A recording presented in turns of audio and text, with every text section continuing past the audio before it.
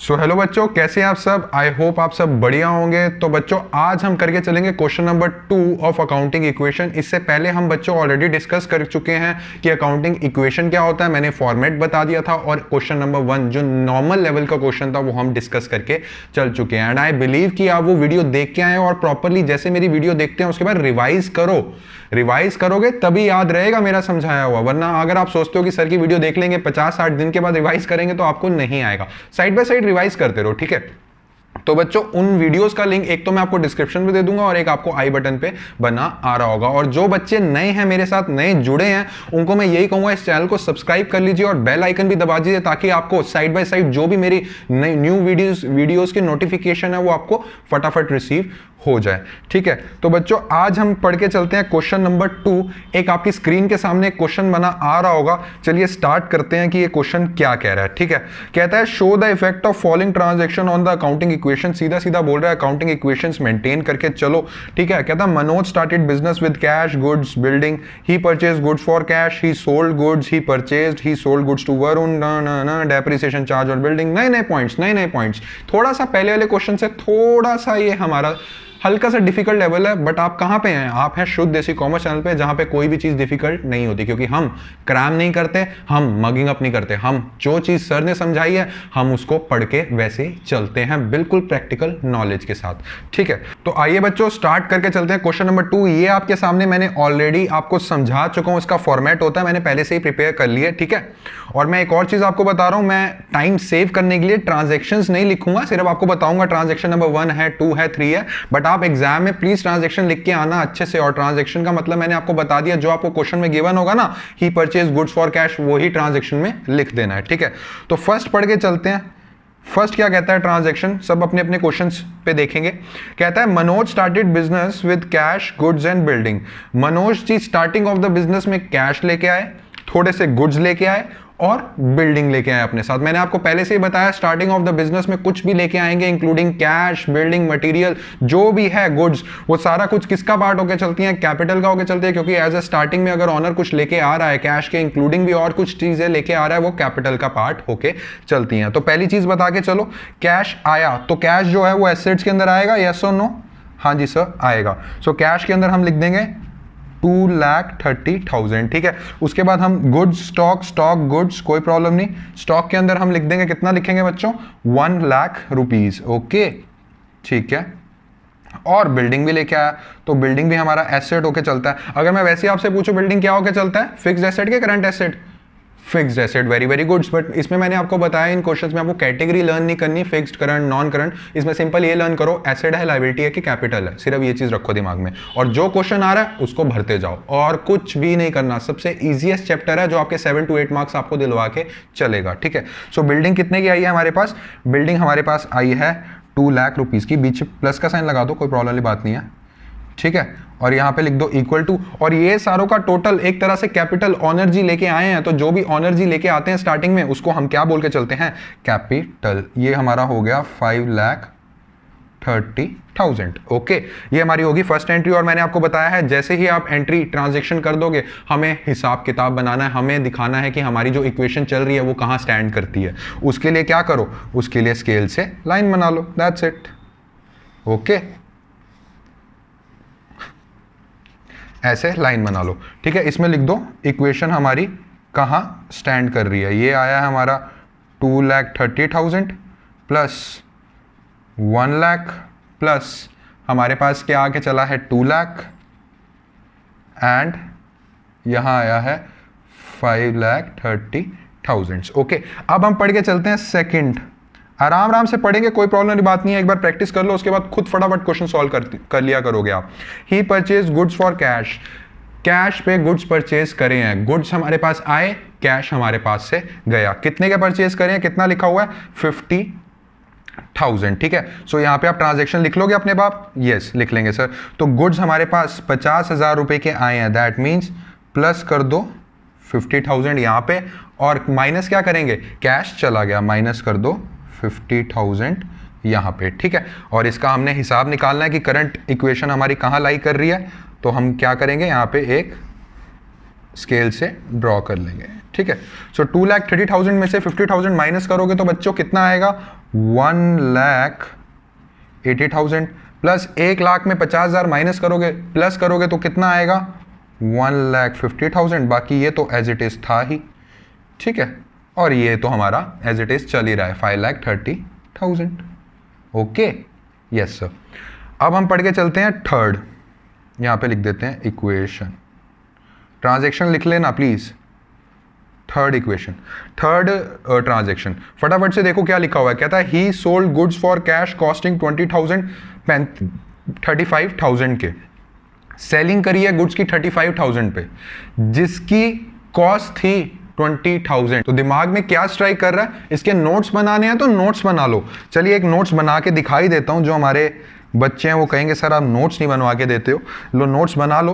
कहता है कि गुड्स सोल्ड करे हैं, सेल कर दिए गुड्स बच्चों कितने पे 35,000 पे, जिसकी कॉस्ट कितनी थी, जिसकी कॉस्ट थी हमारे पास 20,000। ओके, एक चीज तो हमें क्लियर है क्या, कि इसका जो इवेंट आया है, इसका जो आउटकम आया है, दैट मीन जो प्रॉफिट आया है वो 15,000 रुपए का है, ठीक है।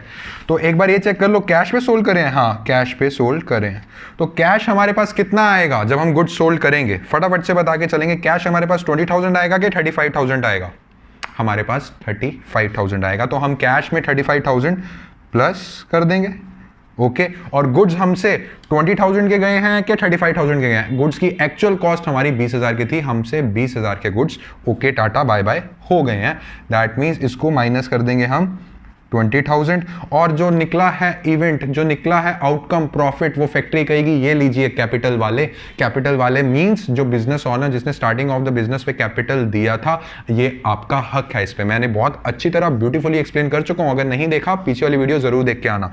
तो ये जो 15,000 का प्रॉफिट है, इसका हम क्या करेंगे, इसको हम कर देंगे प्लस। Okay, yes sir. तो अब हम बना लेते हैं इक्वेशन कहां हमारी स्टैंड कर रही है। वो करने के लिए मैंने आपको पहले ही बताया है कि एक लाइन ड्रॉ कर लो। अब फटाफट से बता के चलो, 1,80,000 में 35,000 जब हम प्लस करेंगे तो हमारे पास कितना आगे चलेगा 2,15,000।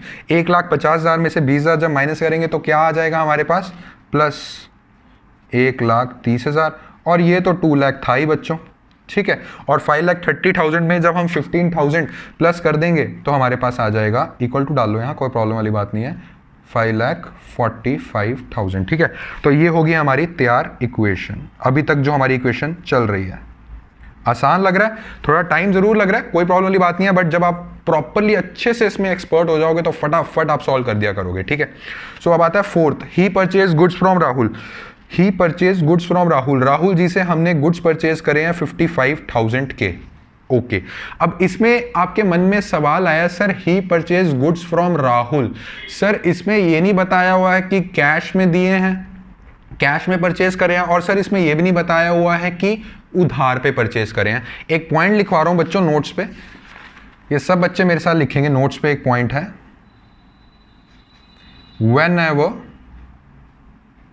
whenever in question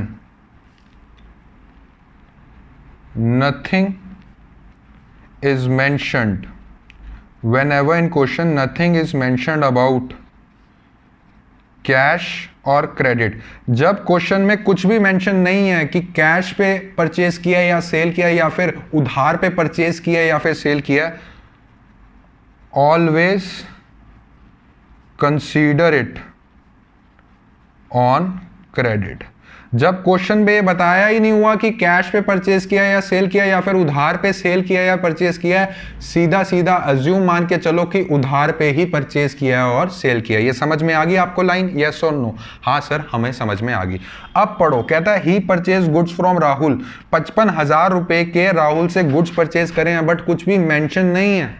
जब कुछ मेंशन नहीं होगा तो हम क्या मान के चलेंगे, हम यही मान के चलेंगे कि हमने जो राहुल से गुड्स लिए हैं वो उधार पे लिए हैं, ठीक है। तो फोर्थ में हम क्या करेंगे कि हमने गुड्स लिए हैं उधार पे, तो गुड्स जब हमने परचेज करे हैं तो 55,000 से प्लस हो गया हमारा, ठीक है, प्लस कर दो 55,000। ओके, इसमें हम 55,000 से प्लस कर देंगे, और हमने राहुल जी को पैसे देने हैं कुछ समय के बाद। दैट मीन्स राहुल जी कौन है, राहुल जी हमारे क्रेडिटर हैं। यहाँ एक हेडिंग बना लो क्रेडिटर की, ओके, क्रेडिटर, और यहां पर हम लिख देंगे 55,000, दैट्स इट।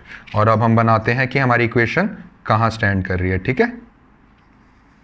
आसान लग रहा है? अगर कुछ भी डाउट आ रहा है, do comment in the comment section, video रोक के कमेंट कर दो, आपको फास्ट रिप्लाई आ जाएगा। And you can also message me personally on our Instagram page, ठीक है। Do follow our Instagram page for regular updates, okay. तो इसका अब हम बना लेते हैं एक इक्वेशन। क्या बना है?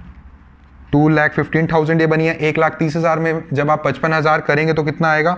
1,85,000। और ये 2 लाख तो हमारा था ही, और हमारे पास 55,000 के क्रेडिटर्स बढ़ गए, प्लस 5,45,000। इसको वेरीफाई करने के लिए मैंने आपको बताया हुआ है, दिस प्लस दिस कर लो, वेरीफाई हो जाएगा कि अभी तक क्वेश्चन हमारा ठीक चल रहा है, ओके। सो अब हम पढ़ के चलेंगे पांचवा क्या कहता है? फिफ्थ कहता है he sold goods to Varun costing 52,000, 60,000 रुपए के। हमने वरुण को गुड्स सोल्ड किए हैं जिनकी कीमत थी 52,000 की, 60,000 रुपए के गुड्स सोल्ड कर दिए। नोट्स इसका बना सकते हो आप, कोई प्रॉब्लम वाली बात नहीं है, ठीक है। तो सेल कितने पे किया हमने? सेल किया है वरुण को 60,000 पे। और एक और चीज़, इसकी कॉस्ट क्या थी? इसकी कॉस्ट थी 52,000 की। साफ साफ हमें नज़र आ रहा है कि 8,000 का हमारे पास प्रॉफिट आया है। और इसमें जो ऊपर वाली बात सिखाई है कि सेल किया है उधार पे के कैश पे, फटाफट से बता के चलो। सर उधार पे। क्यों सर? कुछ भी मेंशन नहीं है। जब कुछ भी मेंशन नहीं होगा हम क्या मान के चलेंगे कि उधार पे, क्रेडिट पे दिया है। यहाँ हम लिख देते हैं क्रेडिट पे, ओके। इसको क्रेडिट समझ लो, क्रेडिट पे, ठीक है। तो हमने जब गुड्स सेल कर दिए तो कितने रुपए के गुड्स हमारे पास से चले गए? क्या हमारे पास से 52,000 के गुड्स चले गए। तो हम 50,000 माइनस कर देंगे, ओके। 52,000 माइनस, और 60,000 हमें रिसीव करने हैं। जिस बंदे से हमें कुछ रिसीव करना होता है थोड़े समय के बाद, उसको हम क्या बोल के चलते हैं? उसको हम बोल के चलते हैं डेटर्स, ओके। तो यहाँ पे एक डेटर्स का वो बना लो। मैं DRS लिख रहा हूँ, आप डेटर्स लिख लेना due to shortage of space, okay. तो डेटर्स में आप कितने लिखेंगे? डेटर्स में आप लिखेंगे 60,000। और हमें क्या प्रॉफिट भी हुआ है? हाँ सर, हमें प्रॉफिट भी हुआ है। कितने का? 8,000 का। और सॉरी, ये आप प्रॉफिट यहाँ पे 8,000 प्लस कर देंगे। समझ में आया आपको एक चीज़? हाँ। अब इसका हिसाब कर दो बच्चों, ये कुछ नहीं है, मैंने काट दिया, ठीक है। इसका आप निकाल लो। इक्वेशन हमारी कहाँ स्टैंड कर रही है? इक्वेशन हमारी स्टैंड करके चल रही है यहाँ पे, ठीक है। सो ये आया है 2,15,000, और 185 में से 52 माइनस करोगे तो आएगा प्लस का 1,33,000, प्लस 2 लाख, प्लस हमारे पास डेटर्स कितने के हैं? ये देख लो ना, डेटर्स वाली लाइन 60,000, ठीक है। और ये तो 55,000 के हमारे पास पड़े हुए थे, और इसमें जब हमने 8,000 प्लस करे हमारे पास हो गया 5,53,000, ठीक है। बच्चों यहाँ पे शॉर्टेज ऑफ स्पेस के लिए मैं आगे बढ़ रहा हूँ। सो बच्चों अभी मैंने ये आगे बना दिया, तो आगे के यही वाले जो बैलेंसेस हमारे चल रहे हैं ना, ये आगे मैं आगे कैरी फॉरवर्ड कर रहा हूँ। इसको हम बोलते हैं CF। ये आगे आप पढ़ेंगे कैरी फॉरवर्ड किसको बोलते हैं। कैरी फॉरवर्ड का मतलब होता है आगे हम ट्रांसफर कर रहे हैं बैलेंसेस, क्योंकि हमारे पास रजिस्टर खत्म हो गया है, ठीक है। 2,15,000। स्टॉक कितने का अभी तक चल रहा है हमारे पास? करंट 1,33,000, प्लस बिल्डिंग हमारे पास है 2 लाख की, और डेटर्स हमारे पास अभी स्टैंड कर रहे हैं करंटली 60,000 के। और क्रेडिटर्स हम पे कितने स्टैंड कर रहे हैं?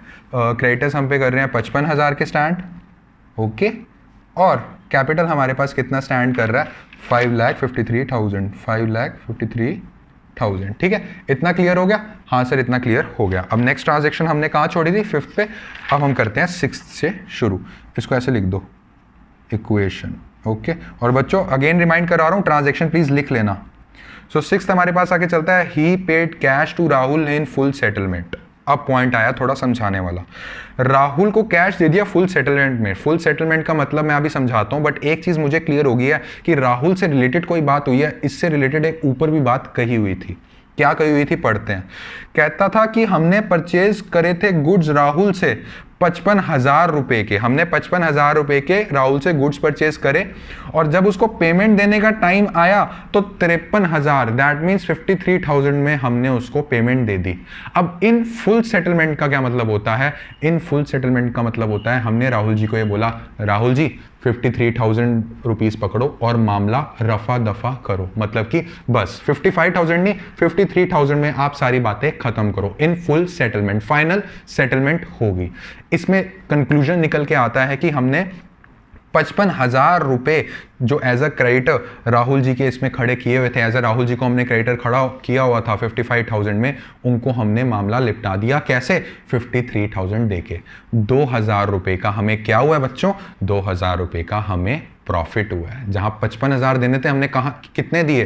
53,000 रुपीज़। तो इसकी ट्रांजैक्शन हम पता है कैसे करेंगे? इसकी ट्रांजैक्शन हम करेंगे कि हमने राहुल जी को कैश दे दिया, कितना? 53,000 का। एक तो कैश से जाएगा 53,000, और क्रेडिटर्स अब खत्म हो गए। 55,000 से 55,000 को माइनस कर दो।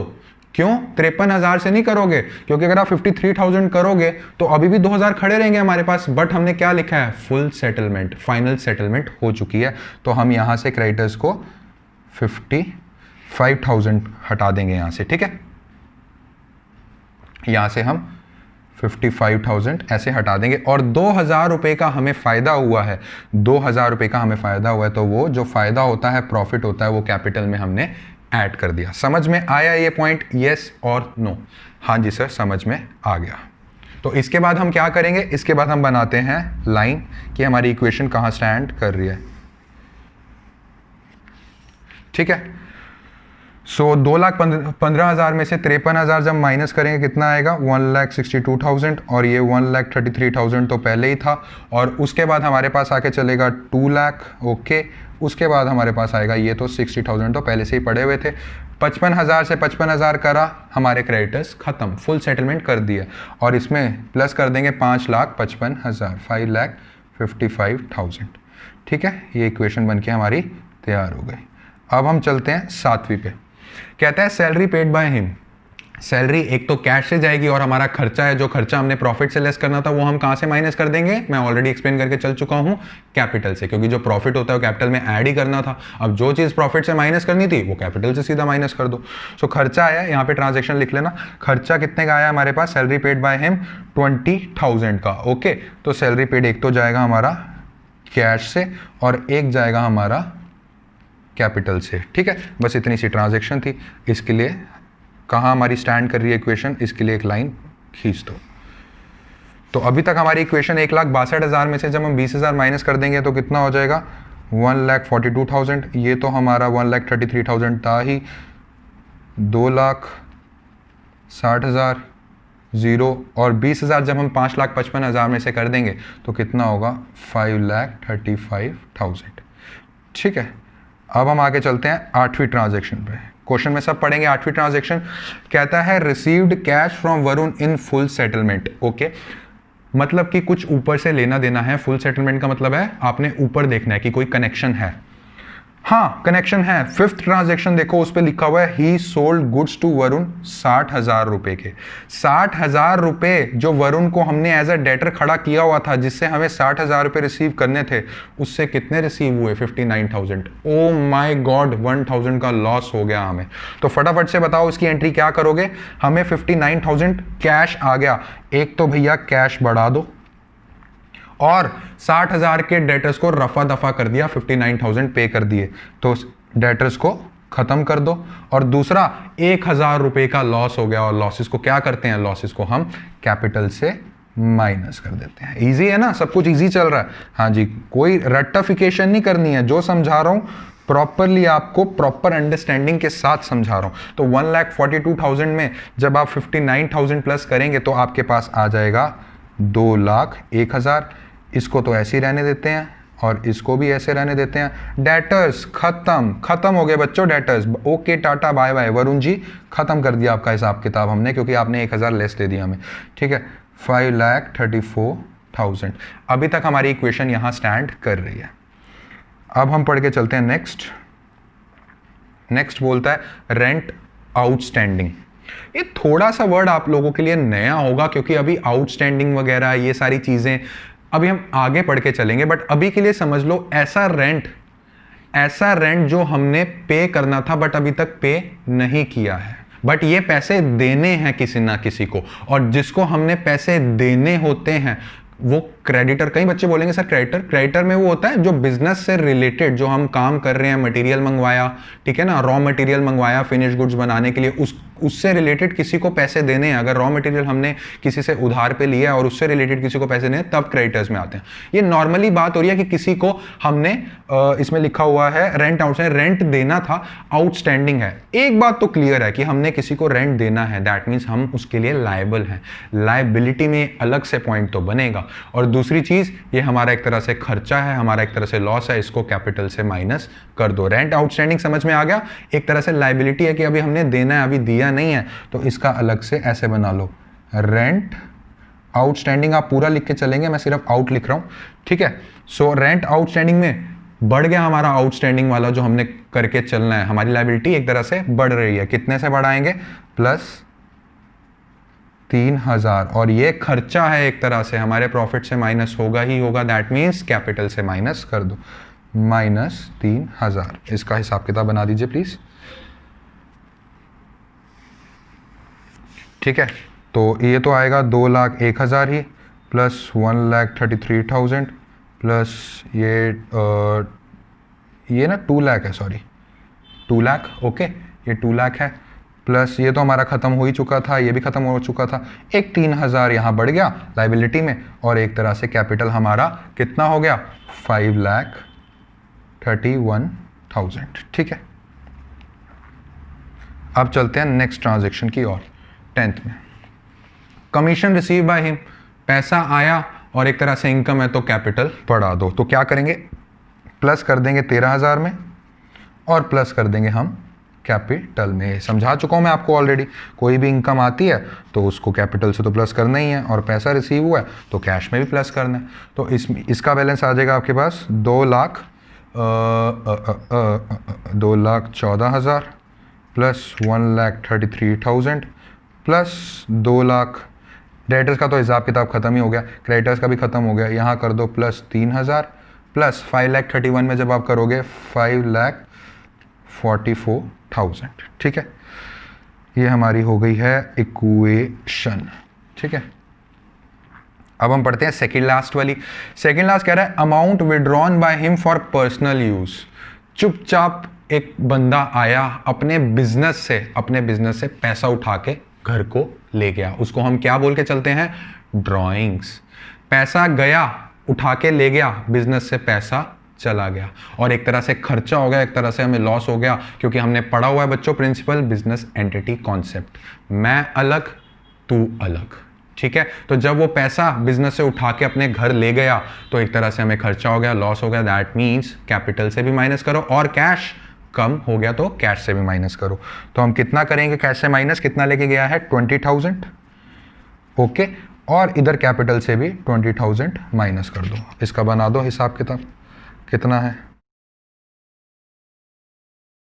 2,14,000 में से 20,000 माइनस करोगे तो आएगा बच्चों 1,94,000, ये आ गया 1,33,000, और ये आ गया 2 लाख।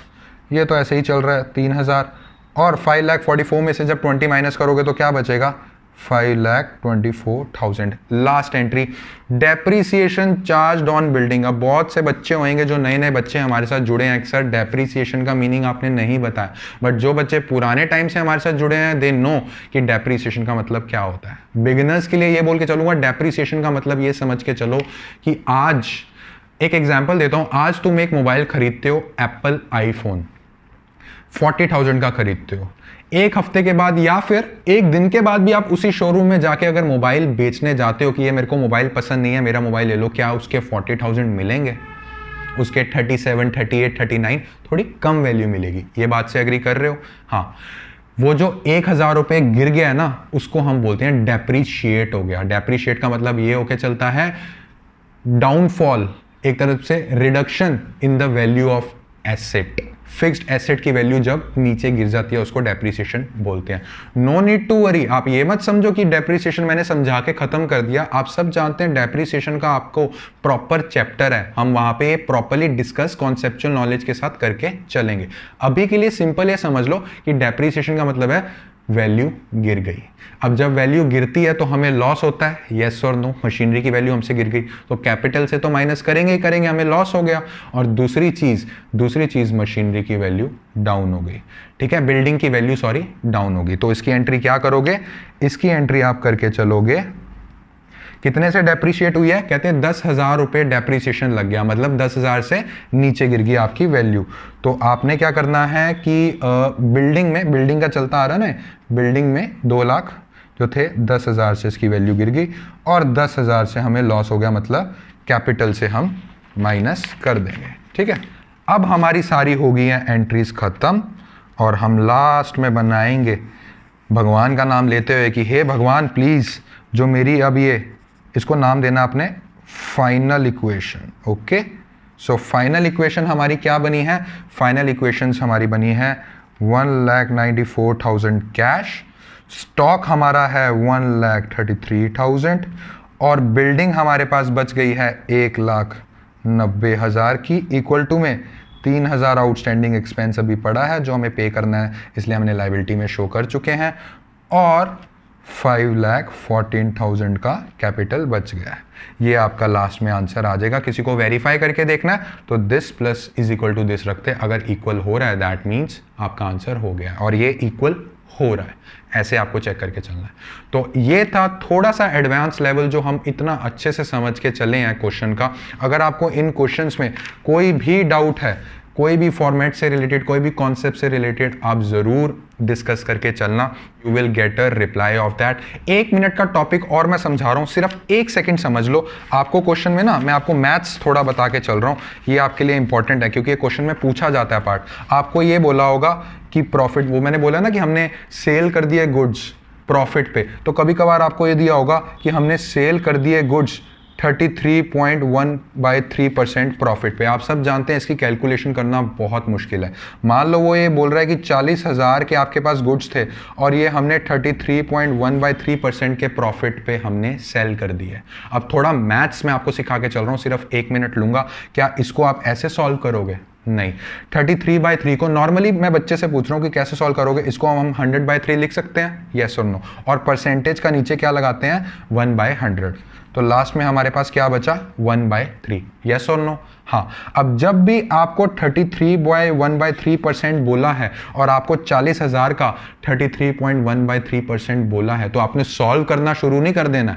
आपने क्या करना है, 40,000 इंटू ये 1/3 उठा लो बस, क्योंकि अल्टीमेटली इसका सोल्यूशन क्या आके चलता है, 1/3। बस मैंने आपको यही सॉल्व करवाना था कि कभी कभार अगर क्वेश्चन में आता तो कंफ्यूज नहीं होना कि इसको कैसे कैलकुलेट करके हम चलें। तो बच्चों, मेरे को पूरा बिलीव है कि आपको आज का टॉपिक बहुत अच्छा लगा है। अच्छा लगा तो ज़रूर लाइक कीजिएगा और जितना हो सके इस चैनल को शेयर एंड सब्सक्राइब कीजिएगा, क्योंकि ये सारा जो अब प्रॉपर सीरीज चालू हो चुकी है, जितने बच्चे स्टार्टिंग से जुड़ेंगे उनके लिए अच्छा रहेगा। तो बच्चों, अब हम अपना नेक्स्ट चैप्टर शुरू करके चलेंगे, वो हम स्टार्ट करेंगे नेक्स्ट वीडियो के। तब तक आप इसको रिवाइज कीजिए। Thank you.